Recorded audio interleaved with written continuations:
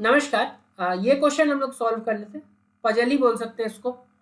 तो इस पजल में कैसे हमें क्वेश्चन मार्क का वैल्यू मिलेगा, ठीक है। मैंने भी इसको बहुत देर तक देखा था, ठीक है।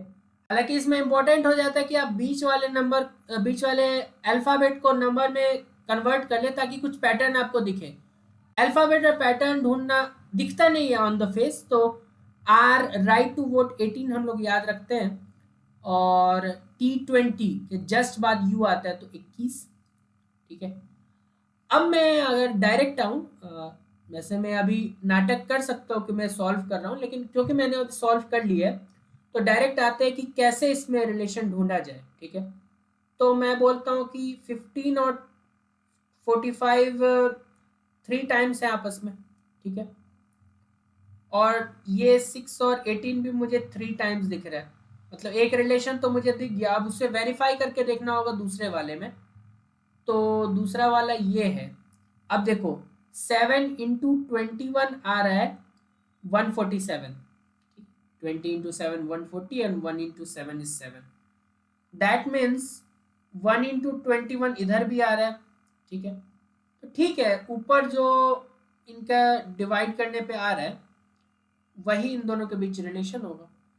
तो इधर अगर देखें तो 4 टाइम्स में 34 या 120 एंड 2 4 या 8, तो ये 4 टाइम्स में अगर है तो 3 का 4 टाइम्स कितना होता है?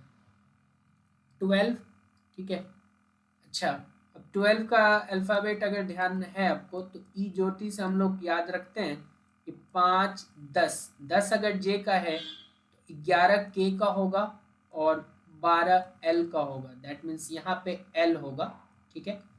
ऑप्शंस की बात करें, वैसे फर्क नहीं पड़ता, हम लोगों ने सॉल्व कर लिया है, लेकिन ऑप्शंस कुछ इस प्रकार से थे टी एन एल और वी, ठीक है।